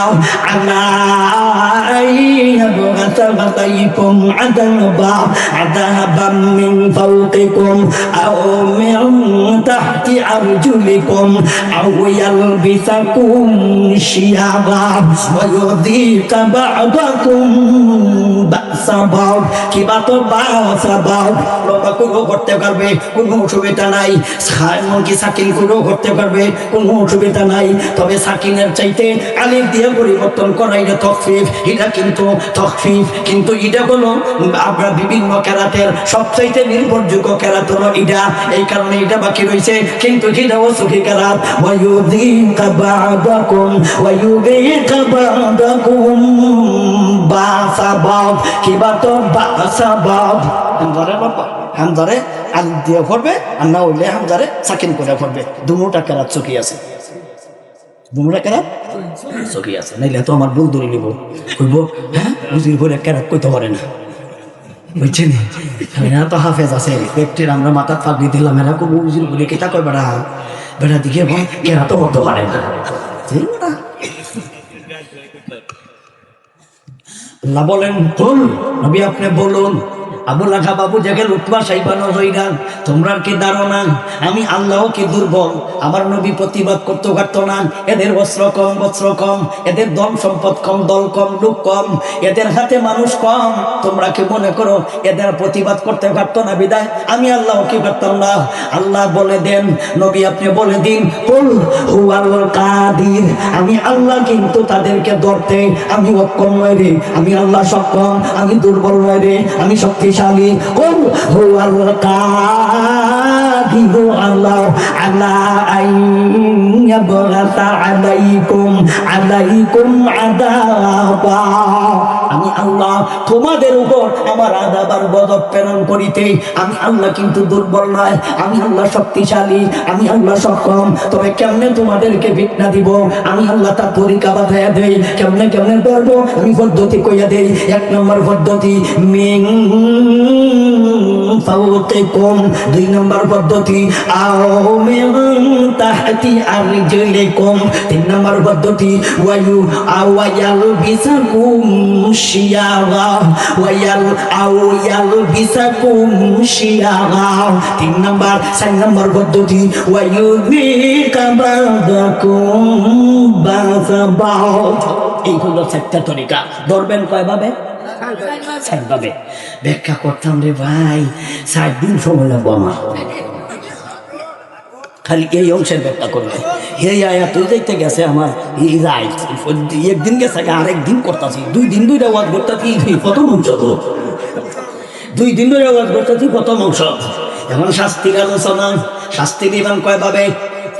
4 ভাবে। 1 নম্বর মিন ফাওকিকুম, তোমাদের উপর থেকে।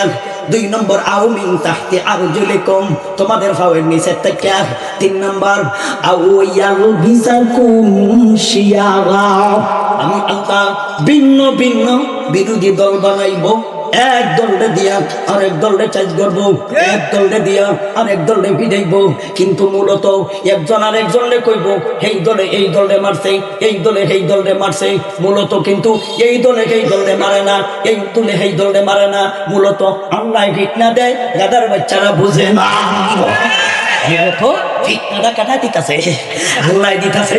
আল্লাহ নিজেই বলেন আল্লাহু ওয়াল কাদিরু আলাইকুম আযাবাম মিন ফাওকিকুম আও মিন তাহতি আরজুলিকুম আও ইয়ালবিসাকুম শিয়াগা। শিয়া শব্দের অর্থ হলো দল, শিয়া শব্দের অর্থ ভিন্ন ভিন্ন দল, ভিন্ন ভিন্ন বিরোধী দল বানাইবো, এক দলে দিয়ে আরেক দলে চাষ করবো। 4 নম্বর ওয়ায়ুযীকা বা'দাকুম ওয়ায়ুযীকা বা'দাকুম বা'সা বা'দ, আমি আল্লাহ নিজেদের লোক দিয়া নিজেদের দলের লোকরে আমি আল্লাহ ফিরাইব, নিজের দলের লোক দিয়া নিজের দলের লোকরে ফিরাইব, নিজে লোক দিয়া নিজে লোকরে ফিরাইব। পত্র পত্রিকা থাকতেছেন না, একই দলের 2 গুরুকে মারামারি, 3 জন নিহত, 8 জন আহত। এরকম হয়েছে না? কামনাকে হেরা করেন আল্লাহ করে, কামনা আল্লাহ করতেছে, কিন্তু এরা টের হইতেছে না। আল্লাহ বলেন আমি দুনিয়ার জীবনটাকে তোমার তেনা তেনা করার পদ্ধতি 4টা। 1 নম্বর উপর থাকি জীবন তেনা তেনা, 2 নম্বর পায়ের নিচ থেকে জীবন তেনা তেনা, 3 নম্বর ভিন্ন ভিন্ন বিরোধী দল বানাইমু, এক দলে দিয়া আর এক দলের জীবনটাকে করবো তেনা তেনা, 4 নম্বর নিজের লোক দিয়া নিজের লোকদের জীবন করে দিব তেনা তেনা। করছে না করছে না? ওই কথাটাই আল্লাহ বলেন কর হুয়াল কাদিরু আল্লাহ আল্লাহ আইয়াবানা আলাইকুম আযাবান মিন ফাওতিকুম আও মিন তাহতি আরজুলিকুম আও ইয়ালবিসাকুম শিয়াবা ওয়া ইয়াযীকা বা'দাকুম বা'সা বা'দ। আল্লাহ বলেন আমার শাস্তি হলো 4 ভাবে, দুনিয়ার জীবনটাকে করে দিব তেনা তেনা। ফাইন্না লাহু মাঈশাতান দানকা, আমি তার জীবনটাকে সংকীর্ণ করে দিব, জীবনটাকে আমি আল্লাহ খাটো করে দিব। কেমনে কেমনে করব? উপর থেকে করব, ব্যাখ্যা বলার সময় নাই। ফায়ের নিচ থেকে করব, এটার ব্যাখ্যা হলো 2টা, উপরের ব্যাখ্যাও 2টা, নিচের ব্যাখ্যাও 2টা। তাফসীরে মাযহারিত আছে, গুগলও চেক করে ভাই করে লাইন আমার কথা ঠিক আছে নি। উজির ফুরি জীবনও তুতির জোরে ক্ষতি করে না, এটা তো জানোই। আমি তুতির জোরে ক্ষতি করি না, কিতাব পড়ে আইছি, কিন্তু আমার জানা ছিল না এই আয়াত দিয়ে পড়বো। আরো যদি দেখতে আইতাম তে আরো কিছু কইলাম না মনে হয়।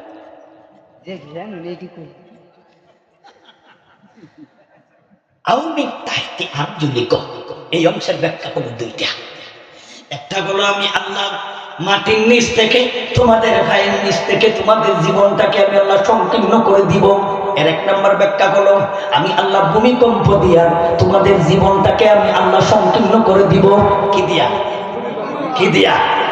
ভূমিকম্প দিয়া। বাড়ি ঘর যা আছে সব বেঙ্গাল দাম। মুয়াজ্জিন সব তোমরা রে 40 বছর ধরিয়া মুয়াজ্জিনে ডাকতাছে হজরের সময়, নিচে নামো নিচে নামো, 11 তলা তুই তো নিচে আর নামো না। আল্লাহ একদিন ফজরের সময় দিছে একটু নড়া, ভূমিকম্প আইছে। ভূমিকম্প যে আইছে আমি আসিলাম 6 তালা, শুনতাছি মানুষে কইতাছে নামো নামো নামো। আমি বাবারে নামো কি তাকে নামো কেড়ে দেই, আমি তো বুঝতেছি না। আর দেখতাছি আমি খাপের নিচে গড়গড়ি ডাকতেছে। আমি মনে করছি মনে হয় এই জিন ফেরত নিয়ে ঢুকলো না খেতে। পরে তো আমি কোনো বয় করছি না, বলেছি খালি দিয়ে একবার চাইছি, নড়াচড়া করতেছে, কঠিন নড়া। আমি মনে করছি এমনি নড়তাছে। পরে শুনতাছি মানুষের ভূমিকম্প আইছে। একবার শুনছিলেন যে 5-7 মিনিটে শেষ নাই তো ভূমিকম্প আইছে। আমি সরিষাবাড়ি ওয়াজ গড়িয়া গিয়া মাত্র খালি উঠছি আর শুরু হয়েছি। তখন আমি উজু করিয়া মাত্র সুন্নত দাঁড়াইব এমতো অবস্থায়। তখন আর কি করবো, ওই সুন্নত পড়ছি, জায়গা মসজিদ নিচে নামছি, গেদি মসজিদও জায়গা নাই। ইয়া মুসল্লি সর্বনাশ, কত মুসল্লি করতে গাইলে ভাবেন না তো লাগে না। পরে আমি নিজে এই ঠান্ডার দিন ঘাসের মধ্যে রুমাল বিতাইয়া নামাজও দাঁড়াইছি। সালাম ফিরানির পরে পিছনের দিকে আরো না উঠবো, 5-7 কাটা উঠবো মাদি। ওই কয় তেলার নাম মুয়াজ্জিনে নামাইতে পারতাছে না। আল্লাহ মাত্র একটা নড়া দিছে, গোষ্ঠী শুদ্ধ না জানে তাই বাচ্চা সহ হেডেরটা সহ। সালাম ফিরানির পরে একজন আমার সাথে আসিল, আমারও তো বুঝছে না, আমি দেখলা উজির পরে আমার একটা ভাই জন্মের পরে এই জাতের ভূমিকম্প দেখছি, ডরাই এমন হয়েছি, উজু করছি না।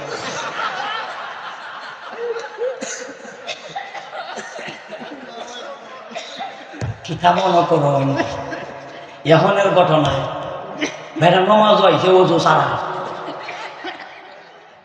আল্লাহ বলেন কুল হুয়াল কাদিরু আলা আন ইয়াবআতা আলাইকুম আযাবান মিন ফাওকিকুম আও মিন তাহতি আরজুলিকুম আও ইয়ালবিসাকুম শিয়ারা।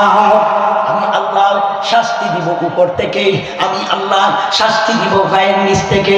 পায়ের নিচের ব্যাখ্যা হলো দুইটা। এক নম্বর ব্যাখ্যা হলো ভূমিকম্প দিয়া, দেখুন এক নম্বর ব্যাখ্যা। দুই নম্বর ব্যাখ্যা হলো তাফসিরে মাযহারিত আছে, আল্লামা সানাউল্লাহ ফারিপতি সাহেব লিখেছেন, এটা কোনো আরবি ভাষায় লেখা। আপনি যদি পারেন তো বলে ওই কিতাবটা একটু মুতালা করে দেখেন। আল্লাহ এই আয়াতের ব্যাখ্যায়, আল্লাহর এই আয়াতের ব্যাখ্যায় তিনি বলতেছেন, এক নম্বর ব্যাখ্যা হলো ভূমিকম্প দিয়া, দুই নম্বর ব্যাখ্যা হলো নিচের লোক দিয়া উপরের লোকের জীবনটাকে সংকীর্ণ করে দিব। আল্লাহ নিজেই কাম করবে, নিচের লোক দিয়া উপরের লোকের জীবন তেনা তেনা করে দিব, নিচের লোক দিয়া উপরের লোকের জীবন তেজপাতা করে দিব, নিচের লোক দিয়া উপরের লোকের জীবন সংকীর্ণ করে দিব, নিচের লোক দিয়া উপরের লোকের জীবন সাদা করে দিব, নিচের লোক দিয়া উপরের লোকের জীবন ছোট করে দিব। দাআকাত আলাইহিমুল আরদু বিমান রাহবা, জমিন প্রশস্ত, বাংলাদেশ প্রশস্ত, তাদের জীবনটা তেনা তেনা, জীবন তেনা তেনা। কেমনে করবো? আয়াতের ব্যাখ্যায় আল্লামা সানাউল্লাহ ফারিপতি লিখেছে, নিচের লোক দিয়া উপরের লোক, নিচের লোক দিয়া উপরের লোক। আও মিন তাহতি আরজুলিকুম, তাহতা কামানা গায় নিচে, আরজুলিকুম রিজলুনের বহু বচন আরজুল, আরজুল কামানা গায় ঠ্যাং ফাও, বুঝছেন নি? পায়ের নিচ, পায়ের নিচের ব্যাখ্যা দুইটা, একটা হলো ভূমিকম্প দিয়া আর একটা হলো নিচের লোক দিয়া। নিচের লোক কারা? এর সহজ উদাহরণ, ফেরাউনের যুগে যেমন লাগতো না, মুসা নবীর যুগে যেমন লাগতো না, নুহ নবীর যুগে যেমন লাগতো না, আমাদের নবীর যুগে যেমন লাগতো না, এই যুগের কথাটা কইয়া নাই। এই যুগে উদাহরণ দেওয়ার মতন ব্যবস্থা আছে। নিচের লোক দিয়া স্কুলের ছাত্রছাত্রী হলো নিচের, কলেজের ছাত্রছাত্রী হলো নিচের, এমনকি ভার্সিটির ছাত্রছাত্রী হলো নিচের, পুলিশ হইল উপরের, দারোগা হলো উপরের, ওসি হইল উপরের, এমপি হইল উপরের, মন্ত্রী হইল উপরের, প্রধানমন্ত্রী হইল উপরের। আল্লাহ বলছে আমি নিচের লোক দিয়া উপরের লোকের জীবন আমি আল্লাহ তেনা তেনা করে দিব।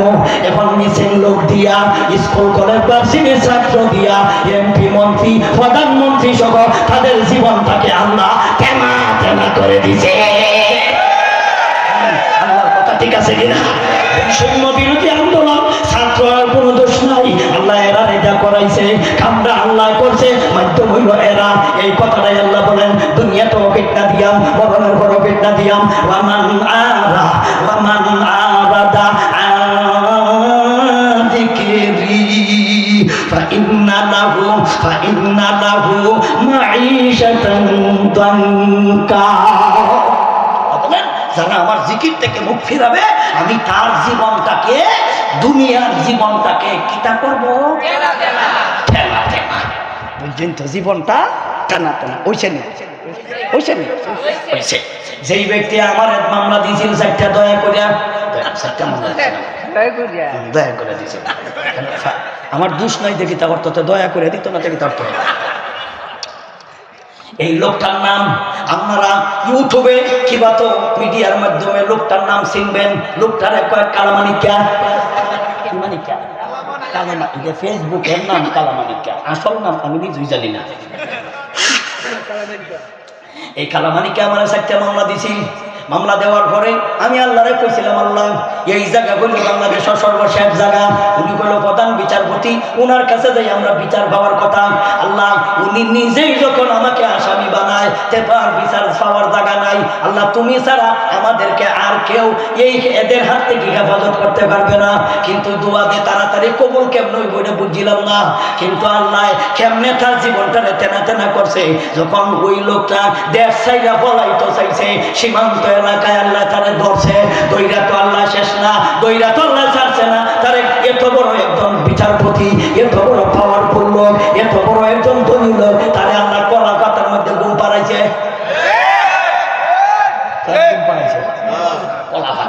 কলা পাতা ঘুম পাড়াই শেষ নাই। তার তো অরিজিনাল মাল হইল দুইটা, এর মধ্যে একটা নিচে গা মাইক কেমনে কইতা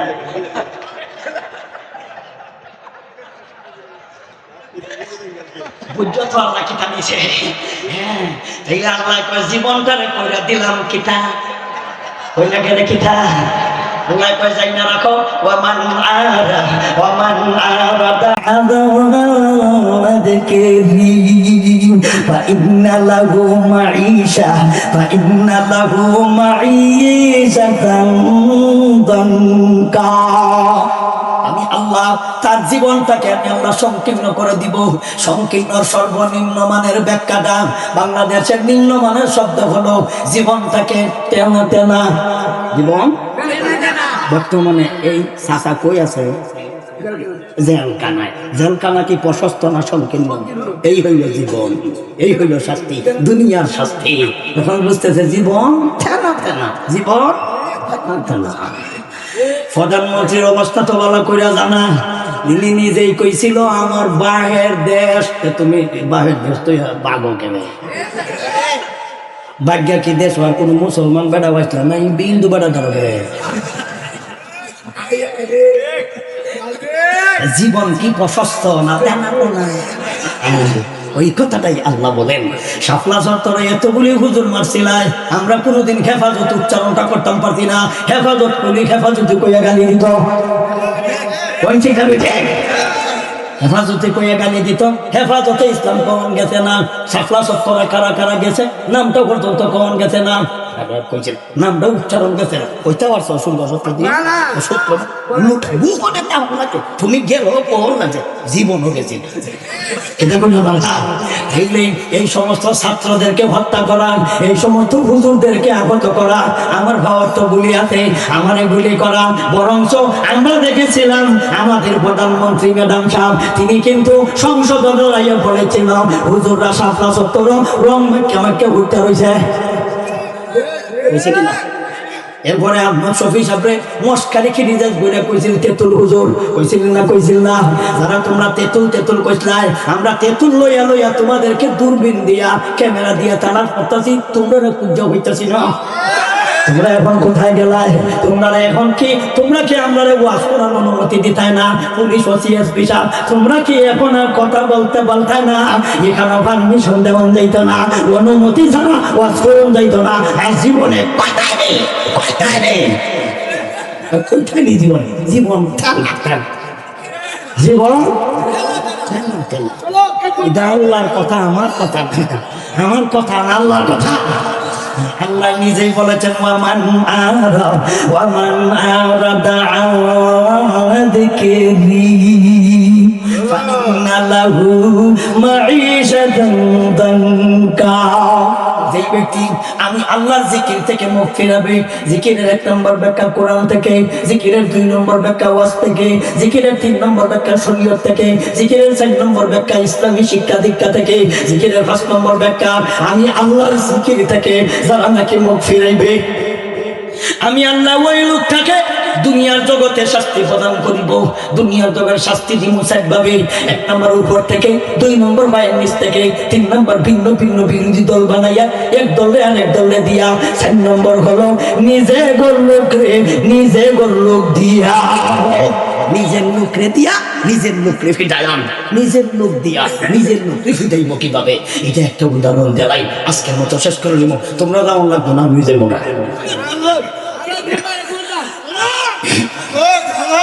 আল্লাহ বলেছেন ওয়ায়ুযীকা বা'দাকুম বা'সা বা'দ আল্লাহ বলেন আমি নিজে লোক দিয়া নিজে লোকের জীবনটাকে আমি আল্লাহ টেনা করব ওয়ায়ুযীকা মানে হয় ফিতনা দেওয়া বা'দাকুম বা'সা বা'দ নিজে লোক দিয়া বা'সা বা'দ ফিতনা দেওয়া নাকি দিন তেরাবি কি তেরাবি বাচ্চা কামানা খায় থেরাপি ডিম থেরাপি হ্যাঁ বাসা মানে তো শাস্তি, বাসা কামানা হয় কষ্ট, কষ্ট শাস্তি পিটনা, বুঝলি? তাইলে আল্লাহ বলেন আমি একজনদের দিয়া নিজের লোক দিয়া নিজের লোক পিটাইলাম, নিজের লোক দিয়া নিজের লোকরে পিটাইব, নিজের লোক নিজের লোকরে পিটাইব। আল্লাহ কই কামটা আমি করি এটি বুঝে না কেমনে আল্লাহ করছে। আমি একটা উদাহরণ দেই, বুঝা নিলেন? নিজের লোক দিয়া নিজের লোকরে কেমনে পিটাই, জীবন তেনা তেনা। বর্তমান যিনি আমাদের বাংলাদেশের সেনাপ্রধান, নাম হলো ওয়াকারুজ্জামান, উনি কিন্তু আমাদের শেখ হাসিনার আত্মীয়। শেখ হাসিনার আত্মীয়, আত্মীয় না পত্র পত্রিকার কথা, আত্মীয়। আত্মীয় মানে নিজের লোক না অপর লোক? নিজের লোক। দেখেন নিজের লোক, সেনাপ্রধান নিজের লোক। সরকার কইছিল আমরা থাকবো 41 সাল, ওরা ডেট দিছে কত সাল? 41 সাল। 41 সাল যে কোনো ভাবে আজরাইলের সাথে চুক্তি চাকতি হয়েছে, 41 সাল কইতো করে সেভাবে ওইও আজরাইলের সাথে না আল্লাহর সাথে কোনো গোপন বৈঠক হয়েছে, ওইয়া 41 পর্যন্ত তারা ডেট আনছে নাকি তা? এই 41 সাল পর্যন্ত তারা ডেট দিছে, এরা থাকবো 41 সাল। কিন্তু নিজের লোক সেনাপ্রধান উনি কইতেছে জি না, 41 সাল পর্যন্ত টাকার বাউ নাই। ছাত্ররা কাছাকাছি আইছে, সময় দিলাম মাত্র 45 মিনিট। 45 মিনিট সময় খেলা দিছে নিজের লোক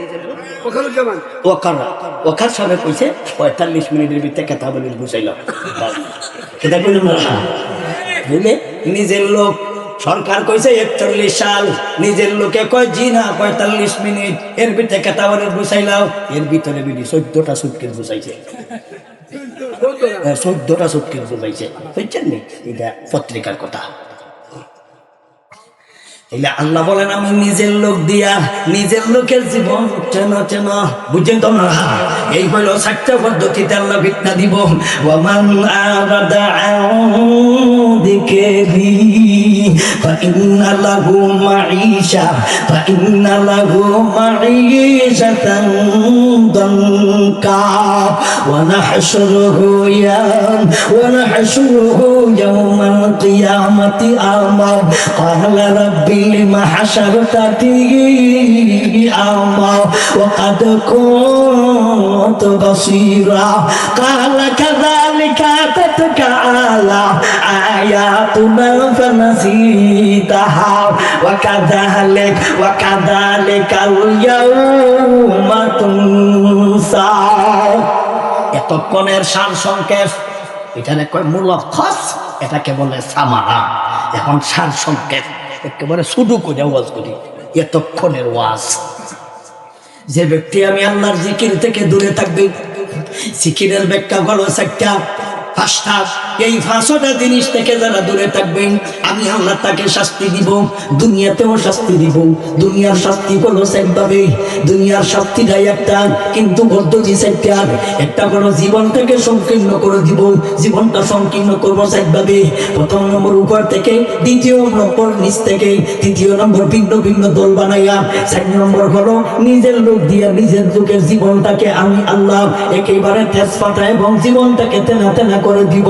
আমি আল্লাহ ওই লোকটাকে দুনিয়াতেও শাস্তি দিব, মরণের পরে আমি আল্লাহ কঠিন থেকে কঠিন শাস্তি প্রদান করিব। এই হলো আমরা এতক্ষণের আলোচনার সার বলবো। তাইলে আমরা আল্লাহর জিকির থেকে দূরে থাকতাম না কাছে থাকতাম? জিকিরের ব্যাখ্যা তো বুঝছে নয়। আল্লাহ যতটুকু আলোচনা করছি আমি সহ ভাইজান, আপনারা তো একদিন আমার প্রতিদিন, আপনারা একটা আমার কয়েকটা, বুঝছেন? তাইলে আমার তো আপনারা তো আগামীকালকে যাইয়া হইতা কয়েকদিন লাগাত ঘুমাইলে অসুবিধা হইতো না।